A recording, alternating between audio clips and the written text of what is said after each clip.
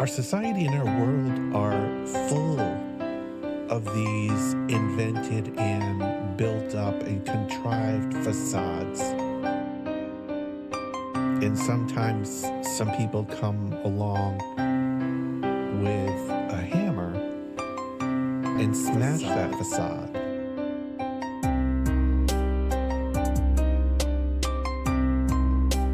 It's a brilliant, powerful hammer. It's a brilliant, powerful hammer to smash that facade.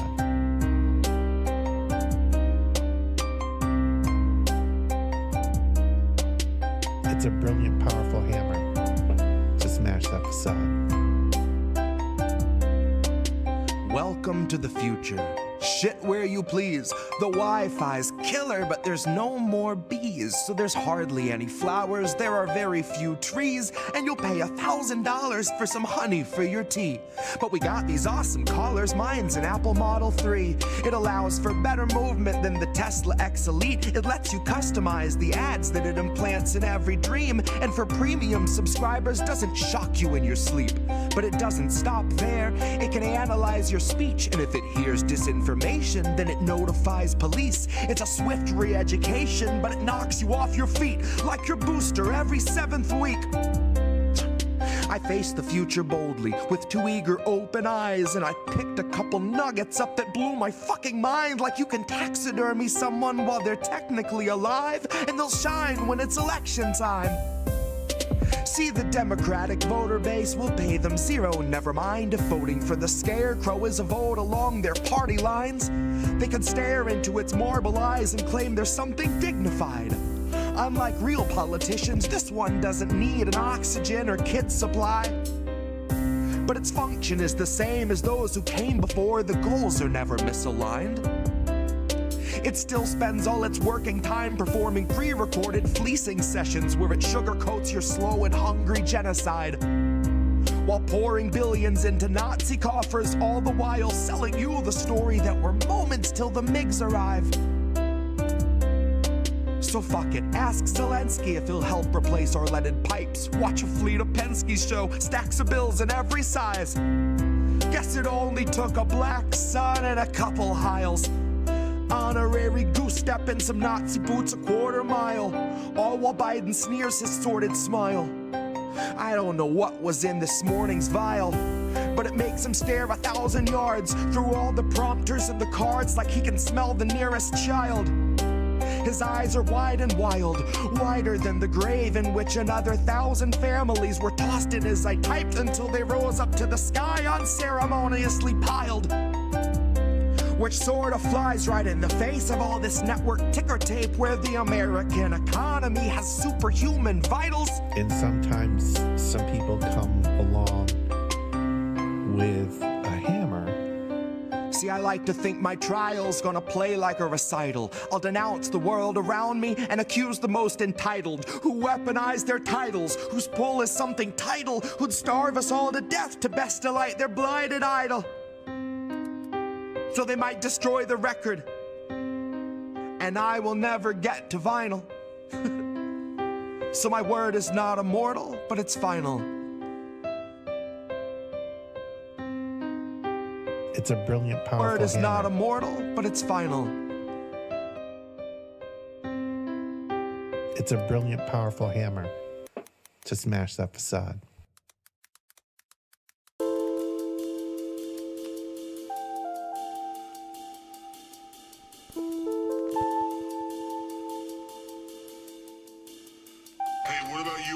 What did you see? It couldn't have been me, sir. I was front row in my AOC t-shirt, foie gras sucking on a press release, sir. My head down, 4th shot, good little sheep, sir. Sit down, sweetie. The adults are gonna speak first. They trust the science and they're terrified of research. Here to thank our healthcare heroes, they've been feeding to the burnout, feet first. Until suddenly they dip mid-shift, take a header off a bridge. Such a shame, they were really such a sweet nurse.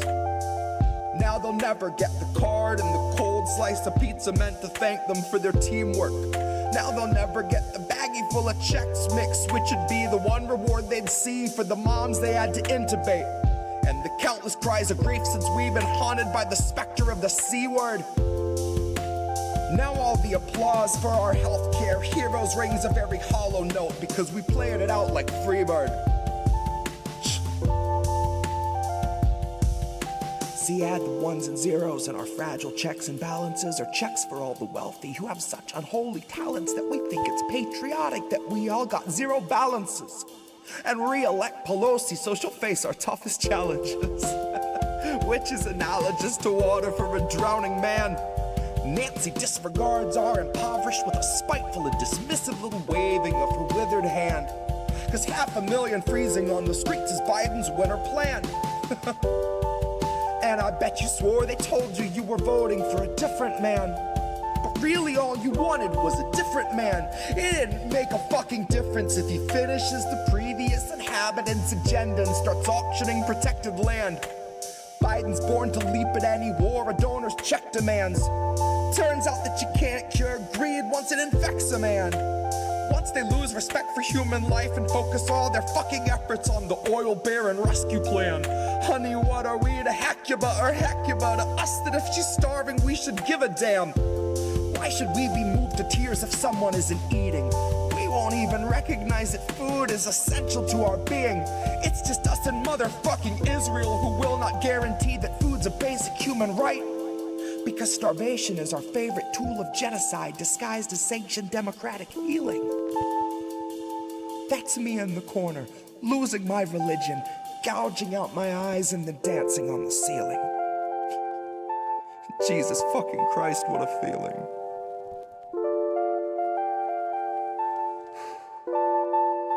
Hey, what about you, eyeballs? What did you see?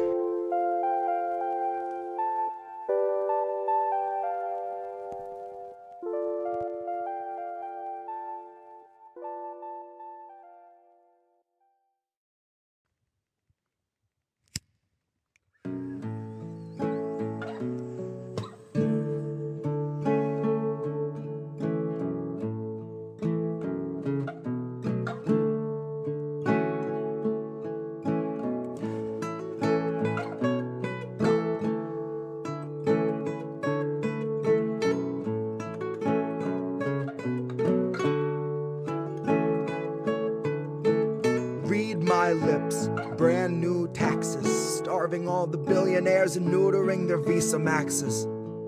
Topple Congress off their axis, mobilize the homeless, give them axes, call it praxis. Chop a couple limbs off the legislative branches. We'll show you the difference between air as a human right and guaranteed oxygen access. Octogenarians who barely know what day it is are culling countless citizens while sitting on a dais made of ignorance that was built on the graves of the slaves made to labor for its self-declared significance. And all to build a Congress full of millionaires who make their fortunes insider trading while they shit on all the indigent. So I got a bone to pick with our leaders and I'll start with the ligaments. Pick right through the muscle, dig the marrow out and serve it to the unhoused millions living in their minivans or watching their belongings get evicted from their tenement. I have a dream where we breach the walls of Congress and just let them in. And what happens next will survive in only text, cause there won't be any evidence. There will only be that heavy kind of feeling that pervades a space where there has been a reckoning and you can feel its remnants. Let any man who enters seeking power know that those who came before him suffocated on their eminence. That there once was a seal on the wall, but we quartered it and scattered all the pieces that it might prevent its semblance. And so we end the great experiment. We'll take all your billions, leave you 2 coins for the ferryman. Leave you drifting on a Dutchman floating derelict among the wretched seraphim.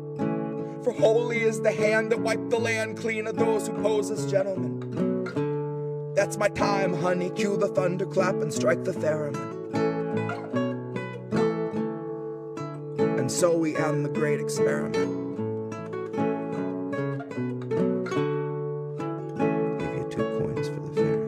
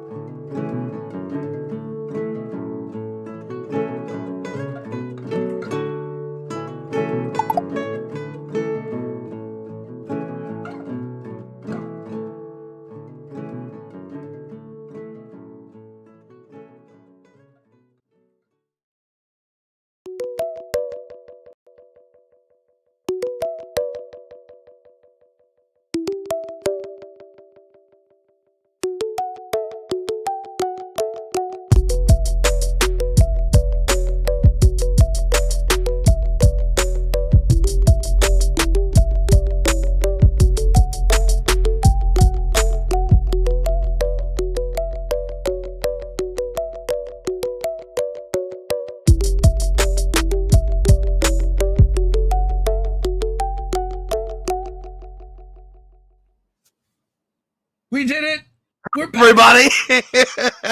Do it. Oh, we're so back. You peeked out on that one, so let's do it again. I'll give you the floor. Right. Yeah.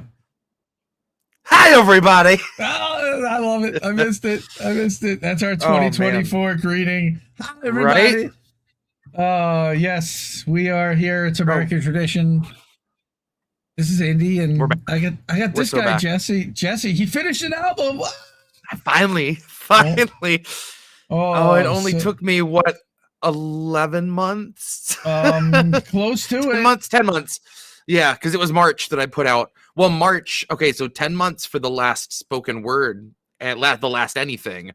13 months for the last album. So, yeah. Really, I was just cranking them out for a while, and then I was like, I'm going to take my time with this record. And in some regards, I'm happy with that, because there are entire pieces that wouldn't have made it onto this. They would have been just pushed to the next thing. But I will say, for material that I write urgently and usually put out quickly, I start to feel a disconnect from my own material after too long. And it's bizarre to feel like, I know, like a shark, you just got to keep moving. And as soon as I'm slowing down, it's like the pace just, I got to the point I was like, I got to crank these out. I need to write more. I need to be able to keep it going. And, yeah, there's already some stuff, the writer's strike, for instance. Luckily not for them, but the AI aspects of the writer's strike are still very much up in the air. And that's really what I spoke about a lot on a couple pieces here. But I noticed that all of a sudden the world keeps going, and I'm talking about 2023 stuff, and 2024 is coming out swinging.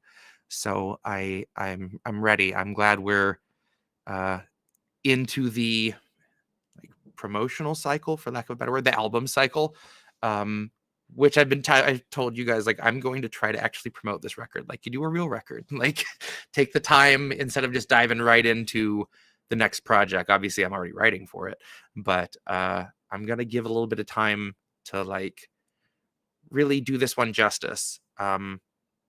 This is the first time I've combined songs and spoken word on the same project, and so I wanted most of the songs to be a bit more stripped down, and the spoken word pieces for the first time to have some accompaniment, even if it's just a little ambient something, so that they kind of measure out on a fairly even keel. And it's roughly half an hour of songs, half an hour of spoken word. But yeah, it was really, really, really fun to make. And for the most part, kind of recorded in sequence up until I got bronchitis. And then I was, unable to sing, which you can hear kind of where that happens in the progression of the album, that my voice, and it worked great for some of these pieces to sound so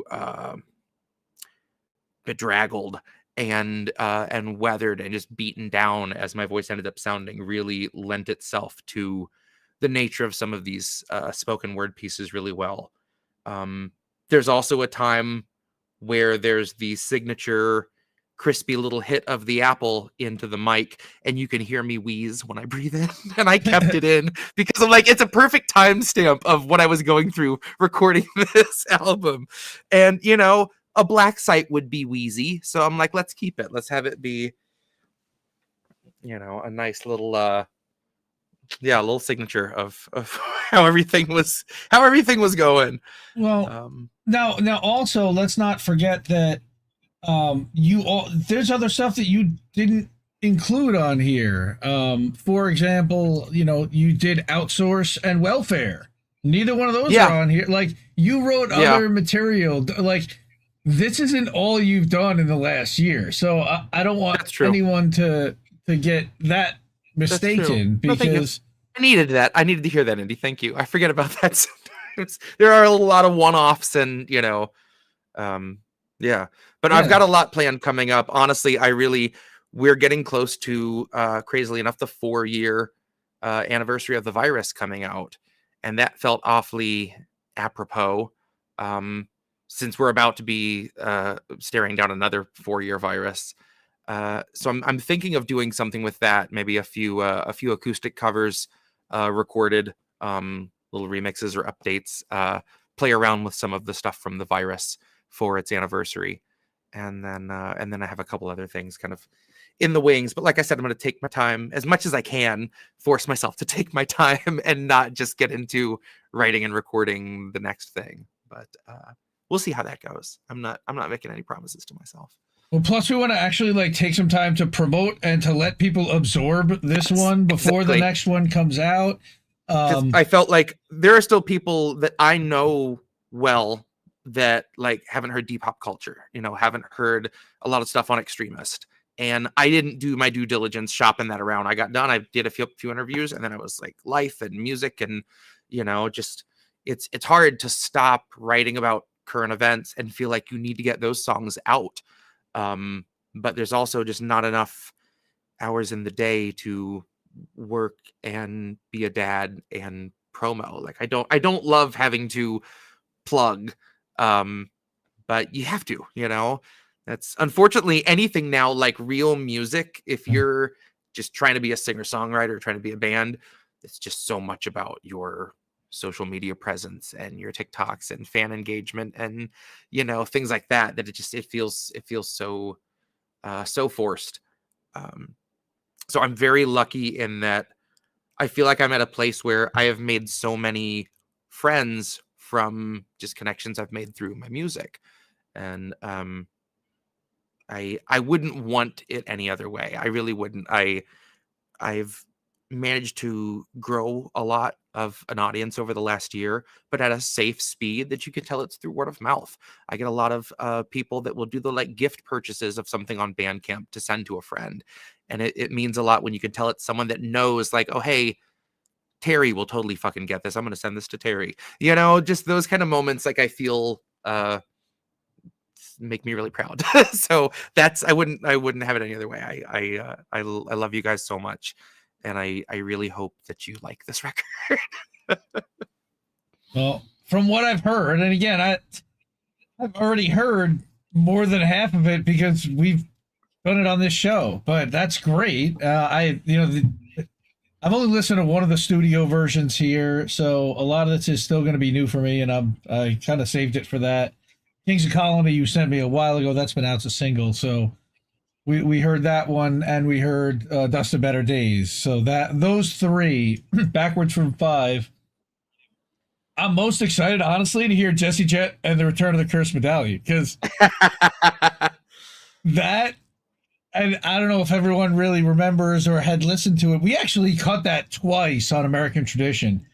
And both times I super enjoy. Like I'd almost forgotten about it. It's a Harry Potter style, almost like Lord of the Rings. And you kind of mix it all up, but it's modern day politics and a Gollum and my precious. It's all I want to think the whole time. I'm thinking that it's my precious, and all right, so let's get into Meat Speaker. So explain to people what Meat Speaker is before we explain. Okay, so originally, fun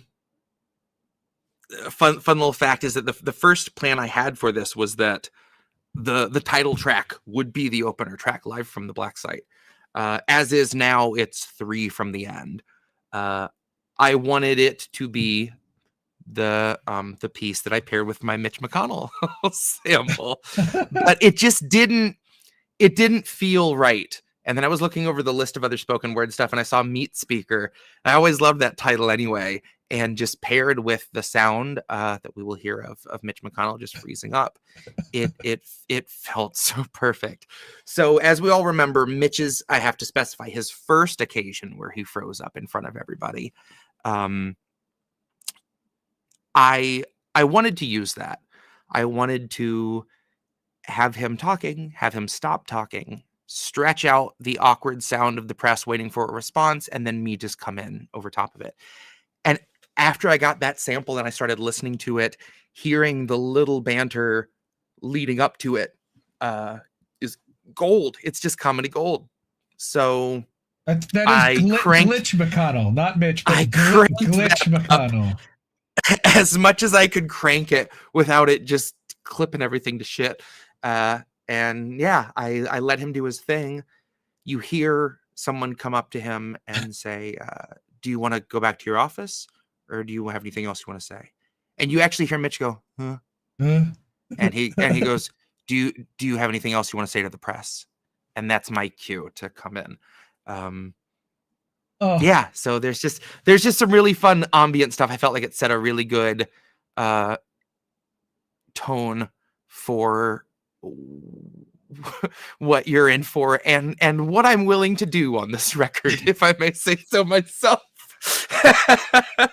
It is a good lead-off hitter, basically, is what you're saying. So yeah, let's get into it. I'm ready if you are. I'm in. Let's do it. Here's Meat Speaker.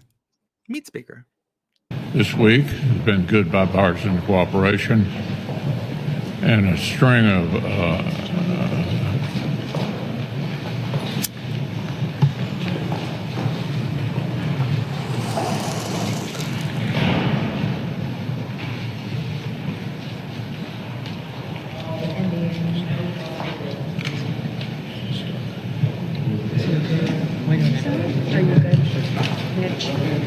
Okay, Mitch? Anything else you want to say, or should we just go back to your office? Do you want to say anything else to the press? Our greatest threats are lesser evils, joining hands to hold us back.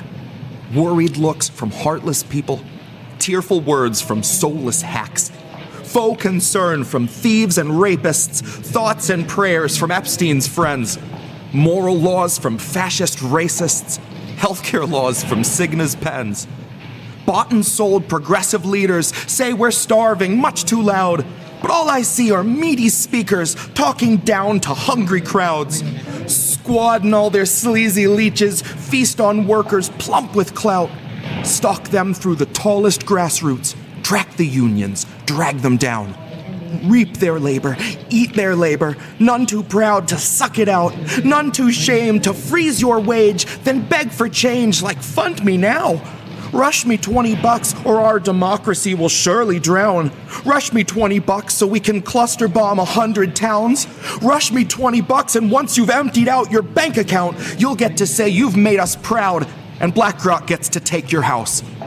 Just rows and rows of perfect clones of vacant homes, raised to bones, then carried off by corporate crows, beneath a gaping sky where nothing lives and nothing grows, but hungry money swells and bloats, and money-hungry grifters gloat to fleece the coats and trust and votes of sheep and sacrificial goats. They coax their hopes like open throats, where leeches feast on helpless hosts. The offer sees their beast invoked. The BlackRock altar belches smoke.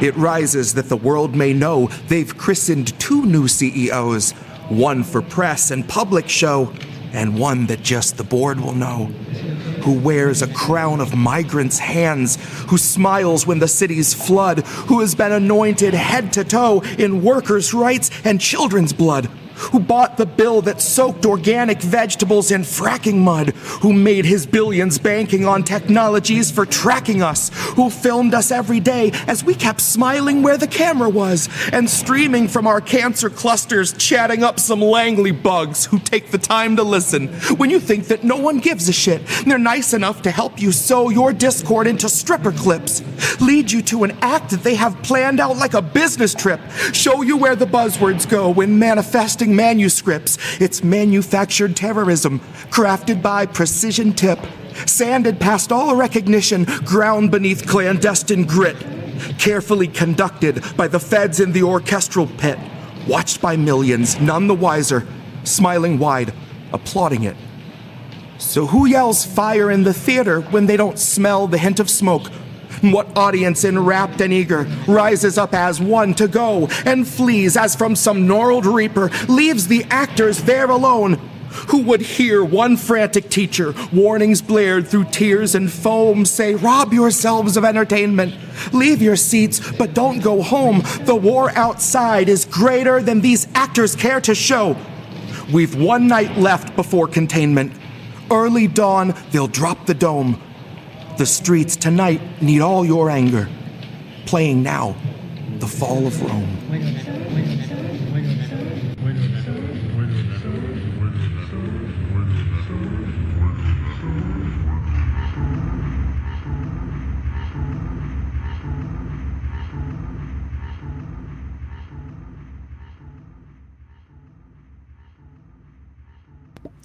Meat speaker.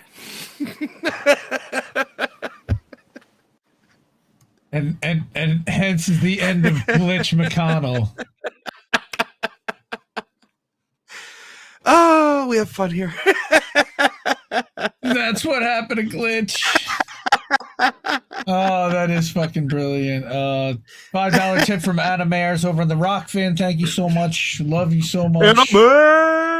One of the inspirations, really. Oh God, thank you guys. Seriously. Speaking of which, at the bottom of the Bandcamp, I was pretty surprised to read this, and somebody actually cropped it and put it on Twitter today, and I was like, "Wow, that's fucking badass." But I'll let you kind of read that and explain it yourself. So Can you bring it back up? Oh shit! Sorry. Yes, everyone else can see it. Yeah, here.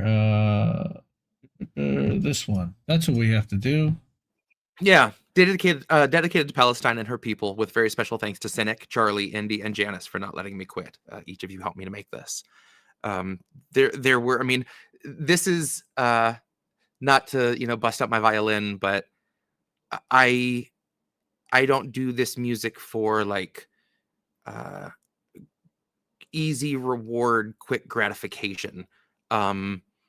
That said, especially with the way Twitter is now, it's an uphill battle to get stuff seen and heard. That's why you guys mean so much. But it's so hard, especially just taking in the feed of what you see every day to try to turn it into music. And sometimes the temptation to just be like, stop for a while is real. But there are too many good reasons to not. At the end of the day, I don't think I could, at least not for long.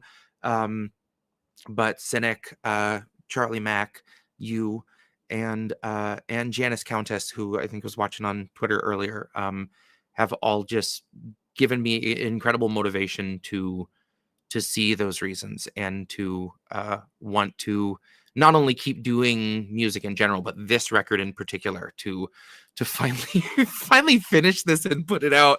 Because 2021, Jesse would have done like 3 albums by now. It's just ludicrous. So I got to get my shit together and see what else I can crank out this year. But well, like I said, some people have been the saying lesson was learned that less is more. Sorry. Less is more, and that's kind of what I've been. That might be the kind of theme for 2024. Is kind of less is more. And really, I mean, I'm going to take that in terms of production levels as opposed to albums, because I'm going to put out a bunch of albums. But I do enjoy, like, some of my favorite songs on here are very stripped down. Dust to Better Days, the next one up. I wanted, even though the title is Live from the Blacksite, it's not, a live album per se, but I wanted to have a few songs that were live takes. Kings of Colony, Dust to Better Days are straight through, one take, one track recordings, so that it feels the most stripped down of anything.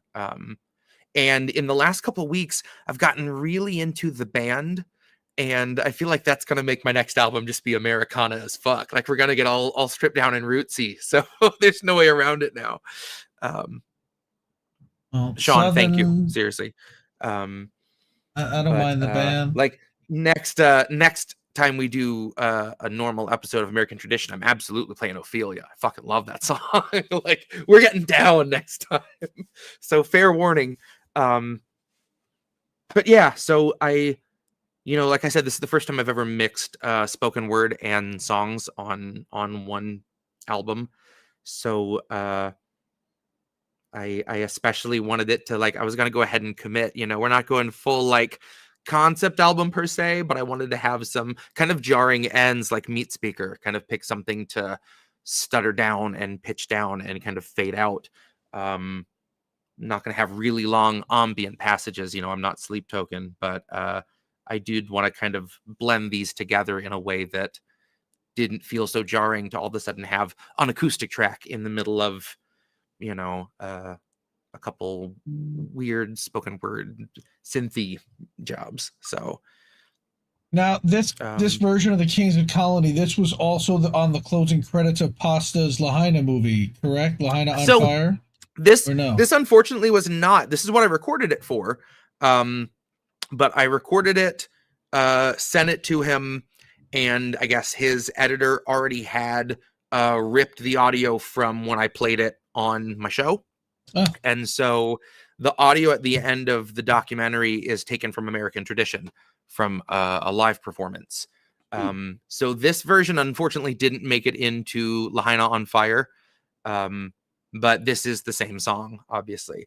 So, cool. All right, let's do it. King's Colony.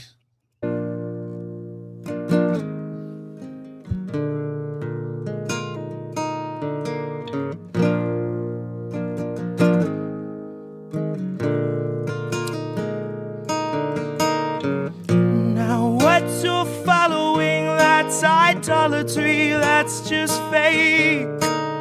And all that wallowing that you tolerate, that's not faith. The kings of colony watched autonomy make our graves. The kings of colony know no policy, only rape. Now once you fall asleep, it won't bother you what they say. But the kings of colony, while they slaughter, they still complain. Though we say, please color me, still too solemnly, still too plain. All hail economy, praise the pharmacy, seas in flames. They're buying up Hawaii, and the smoke's not even cleared. Those vultures smelled the fire and an enterprise appeared. Investment opportunities where melted down communities leave vacant space BlackRock has been lusting for years. The council meets in private and they don't discuss survivors. Concerns among construction groups are all Lahaina hears. They'll wander through your city with this mocking sword of pity next to Oprah and her camera crew who tore the Trail of Tears, where footage flows as freely as the stream of liquid steel and the pools of pure aluminum that trickle down your wheels. And Biden's here to say he knows exactly how it feels, cause he had a kitchen fire once and had to miss a meal. And people still believe that piece of shit deserves your vote, like he's not why supplies are being smuggled in by boat, like he's not why our citizens were forced to stay and roast. And he can't unfreeze your funding, folks, cause Azov needs it most. I'll bet my every dollar Biden watched it with a smile.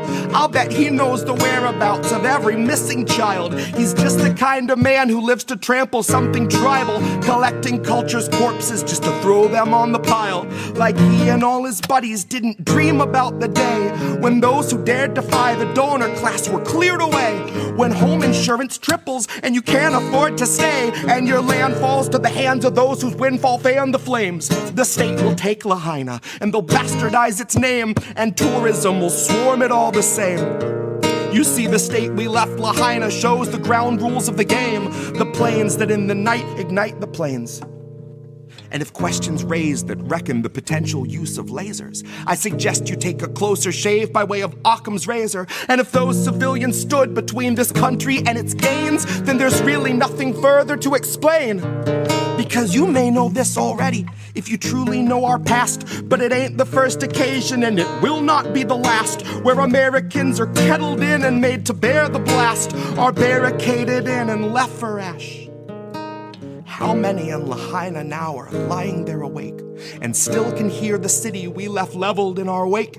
They still hear all the people that we let the fire take, instructed from above to stay in place. So look to the horizon, 'cause a fire comes for you. Desire made incarnate of the power-hungry few who instructed the police to not let anybody through, to barricade them in, and so they do.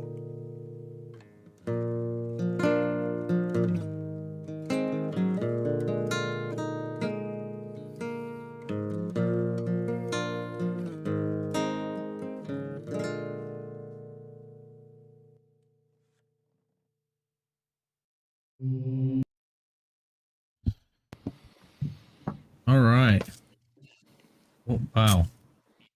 Yep, and that's Kings of Colony.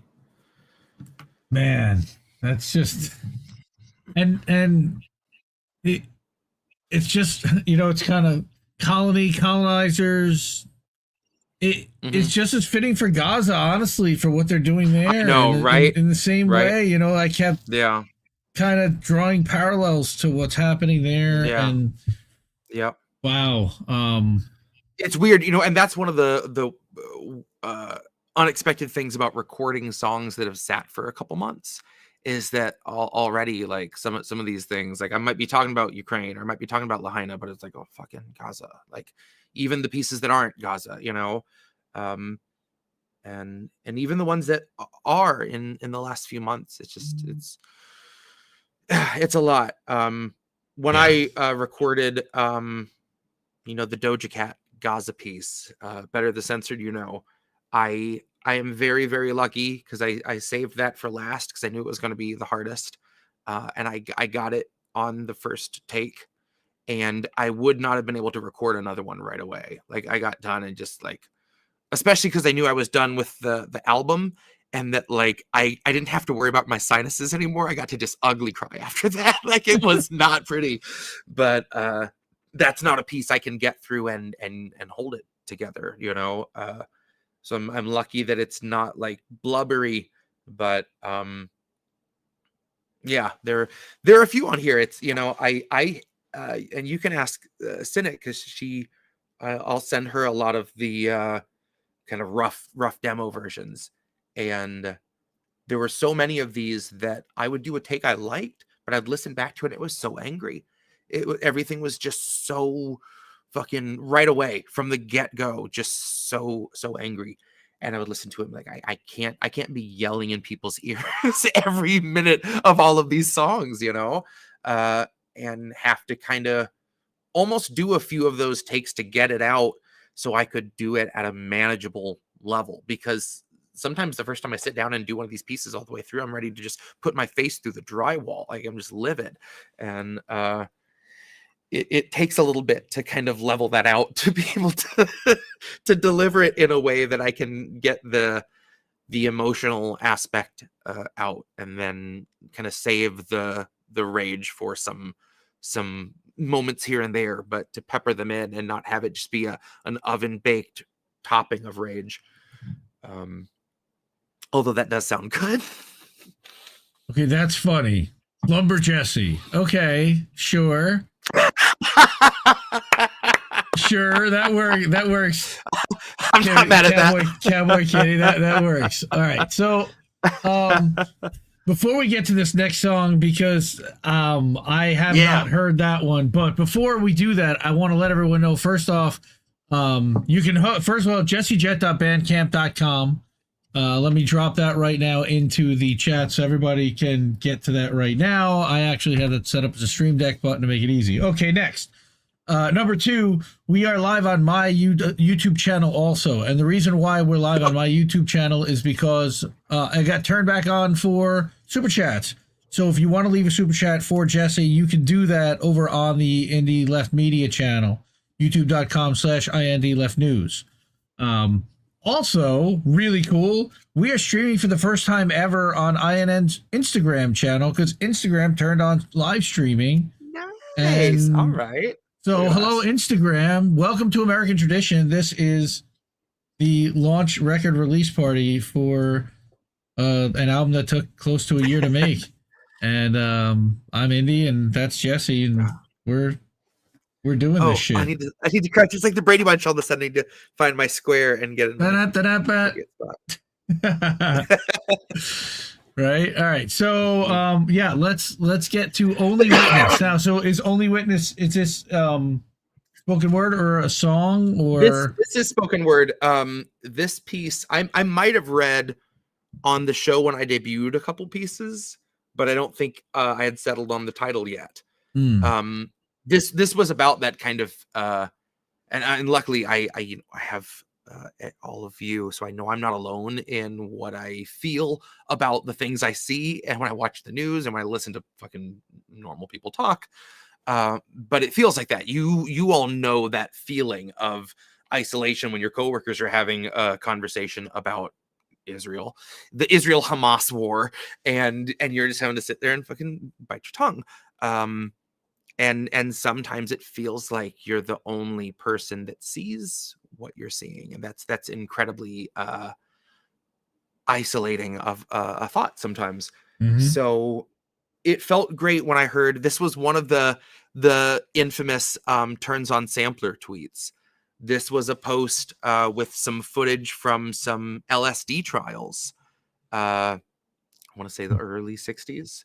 And this woman was interviewed throughout the course of her experience. And at one point she goes from vividly describing what she's seeing to just kind of shutting down. And then she says what opens this and closes it. But then she does this laugh that I felt really, it's unsettling to me, but it really fit with the topic. This is the shortest piece on the album by a good bit, but yeah, this is Only Witness. I can't tell you about it. If you can't see it, then you'll just never know it. I feel sorry for you.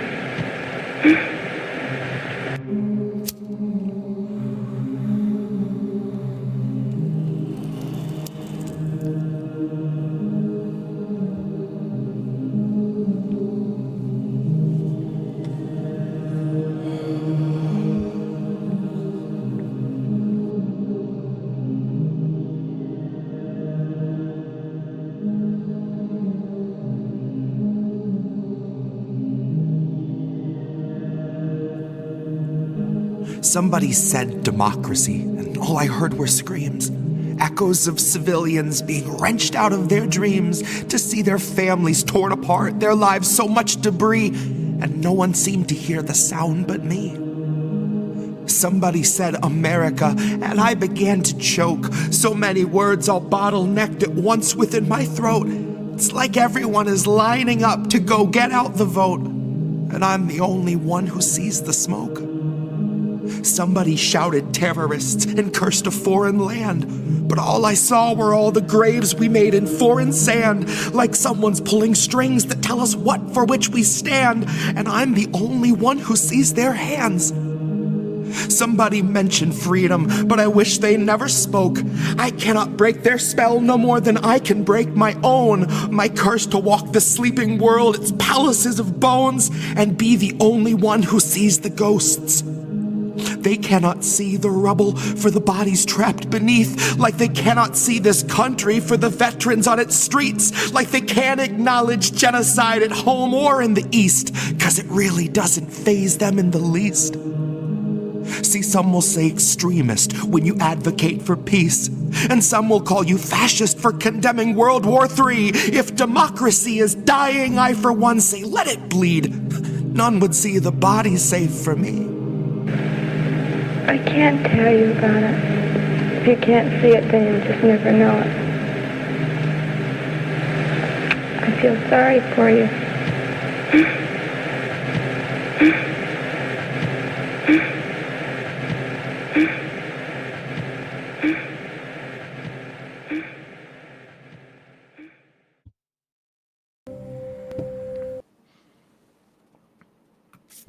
And that's Only Witness.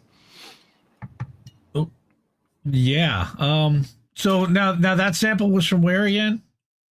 That is from a video of an LSD trial from the late 50s, early 60s that I found. I feel sorry for you. I feel sorry for you. I know. That's what it kills me. Like, if you can't see it, you'll just never know it. I feel sorry for you. Oh my God. That would drive me insane. Sure. Right. Thank you, Pacheco Roan. Pacheco over on the YouTube super chat. The $2 super chat. So we are back on the YouTubes. Yes, on Indie Left, and hopefully soon on Indie Left Media, and then hopefully soon INN will be back for super chats.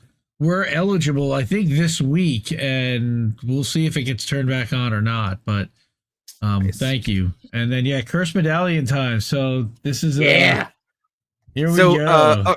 A lot of you have probably heard this because we've done this, I think, a couple times on the show. but this is the final like album mix. And for just the briefest of backstories, on Inauguration Gift, I mention in Convention, the spirit of Biden exists in a cursed medallion that rose out of hell like smoke in the form of 1,000 stallions. I wanted to expand on that later on, which is why the subtitle for that song was Jesse Jett and the Case of the Cursed Medallion. I wanted to have a piece where we talk about this medallion being broken into several pieces and them being used to sustain the lives and political careers of some absolute monster war criminals through just its dark, malevolent energy. And I finally was like, you know what? I'm going to come back to this. I'm going to do it. And I did. And this was my favorite to record in terms of what the accompaniment is, and the hardest for me because I didn't want it to feel like it needed to go to a beat. I needed to read it like a story, and I'm used to reading my stuff like poems. And once I switched it and was like, pretend like I'm reading Sherlock Holmes to my kid or something, then it felt right. So yeah, this ended up being one of my favorite pieces on here for sure. This is Jesse Jett and the Return of the Cursed Medallion. All right.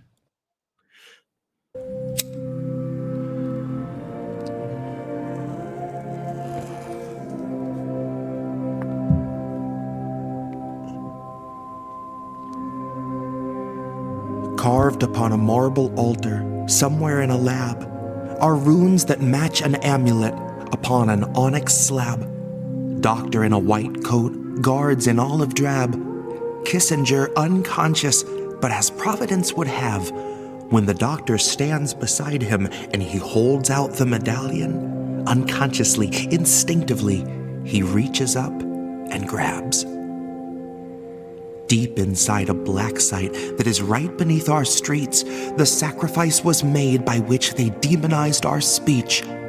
The roots that fed the tree of life decayed beneath our feet, and its sap was a suspension for a small medallion piece. As the doctor starts to sway a bit, he takes the vial and places it inside of Cheney's heart that it might never cease to beat. And I wish it wasn't so, but no, the final piece to mention is the one that fueled our overlord's unholiest ascension, to afford him zero comment on the char and the distension on the bodies in Lahaina, or that growing sickly stench of every Black Rock vulture gathered for what Biden paid as rent on the medallion shard they gave him on the eve of the convention. He had seen its strength extend the life of all his favorite vermin, and the peace that he inherited had come from Father Thurmond. Another artifact he had been gifted by the Germans, to see one's will made manifest, one's destiny determined. A note attached read, "All our best, Werner, Fritz, and Herman. May you marinate in Wehrmacht that ferments behind the curtains." Now here we are today, and Biden keeps it on his person. If Biden's what you'd even call a person. And the curse is something ancient. It is raw abortifacient that they shoveled down the throats of those who built and birthed a nation. It is fused into those corpses funding war on all occasions, and it's all that's kept McConnell from a state of vegetation. It is carried by the Senate doctors, whispered by the nurses. It's a perk to keep you perky for your centuries of service. It's the concentrated evil that's been powering our purges and coaxing every coup along, the dogs and drones and dirges. The nations we have raped because they would not consent to purchase. It pries our leaders' eyes awake and drives our country's urges to the darkest point where human hope and human truth converges. So look in Biden's eyes and see the rush on which he surges is the same that lit the flame that burned your churches. And those flames have had their day to see the vessels burned away, but the medallion, unscathed, always emerges. For as election season licks its lips and smells its purpose, there at once appears a motorcade of hearses. The calling of the pit like a liturgical insurgent, skinning off a sermon from the verses. He clutches a medallion of which he is just a servant, falling down a path with no divergence.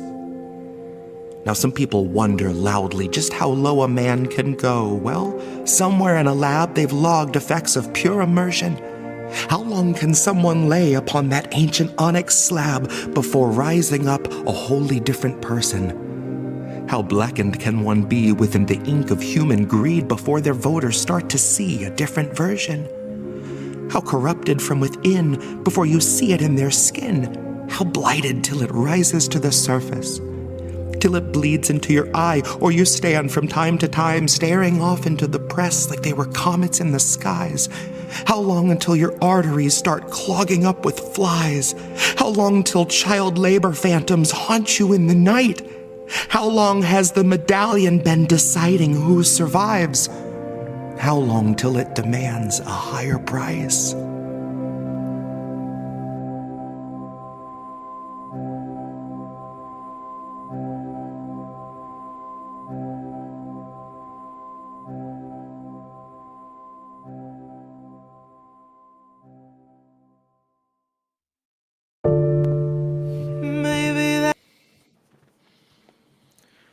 Whew. Cursed medallion. Ooh, yeah, that it's heavy, and I love it. I am the was the falling down a path with no divergence was one of my favorite parts. That whole section there. We are sadly really close to having to put my forklift out to pasture at work. I know that day is coming, and like I've written so much on this forklift in particular. I mean, really everything from right after inauguration gift. Definitely grift on was all on this current forklift. And I'm gonna be like heartbroken when it's gone. I don't know how to act. These songs right now are only on Bandcamp. It should be on iTunes and Spotify anytime now.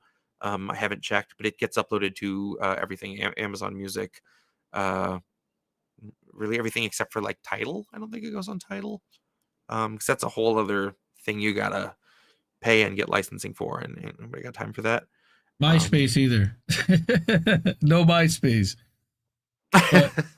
But I also embedded the Bandcamp over at INN Stack. That's another thing you can do is go to indienewsnetwork.substack.com, and when he first released the album, I put that in there, and then tonight, announcing that we were going to do the show, I published something this afternoon for everyone that subscribed there, so they knew and had all the links. And again, we're live over on Rumble, we're live over on Rockfin, we're live everywhere, like we are all the time. And yeah, Gamer says that he misses MySpace, but it's mainly a different site now. Yeah, I heard that. I haven't seen the re-release and the whole new thing, but I need Jesse to unload me. Is what Cowboy Kitty? I don't know what that is, but boats. We're not doing boats tonight. Forklift. Ah, gotcha. Forklift humor.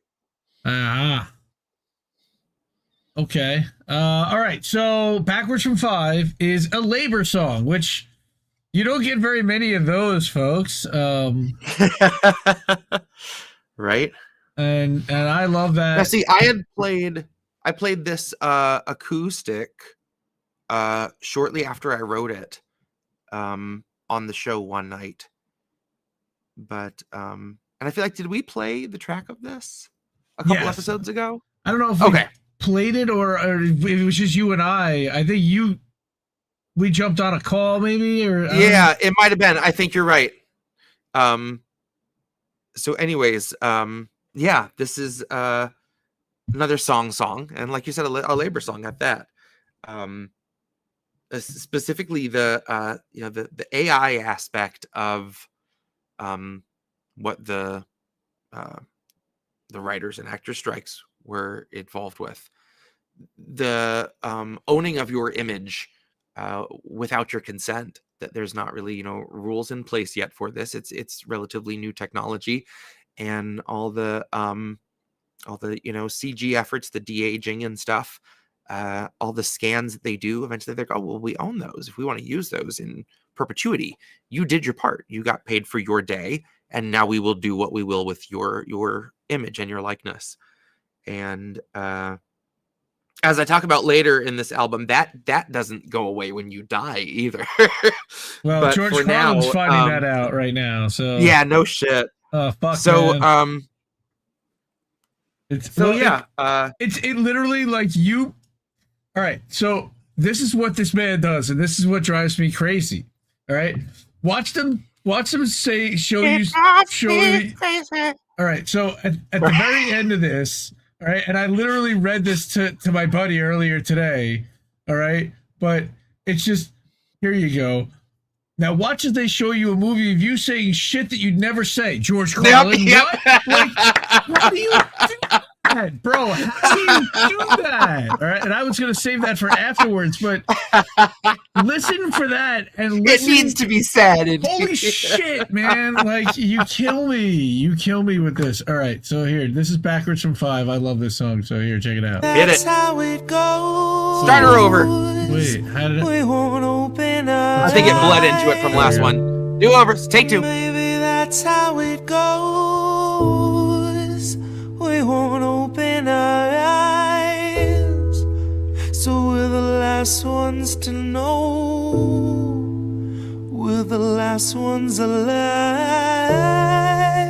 Kept our enemies close.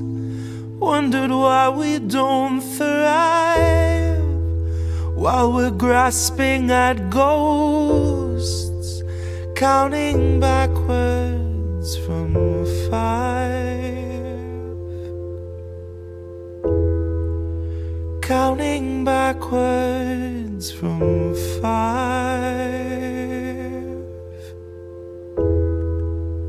counting backwards from 5. Count back from 5. The theater on fire, the cast on strike. The studio stock starts taking a dive. The contracts tossed and they're gone with the tide. The heads and execs, their hands are tied. We can't pump this dreck and treat you right. But what do you expect from the industry type who survive by the leeching of bodies and minds? From those who original thoughts never seem to find. So they're gonna reboot ALF before your wages rise. And it gives cause to pause and reflect on the times. If they're losing control of their fools and their mimes, when all those obedient actors who grew their careers by averting their eyes are now holding the line, along with the authors of countless scripts that strengthen the hand of that corporate grip, squeezing our throats till we take the pen and we accept and consent to the corporate drip. Till you're all up to date on your pharma du jour, till you got a healthy support for the war on your lips. And now you know that the advertisers need more than a rerun summer full of flashback clips. Enter the scan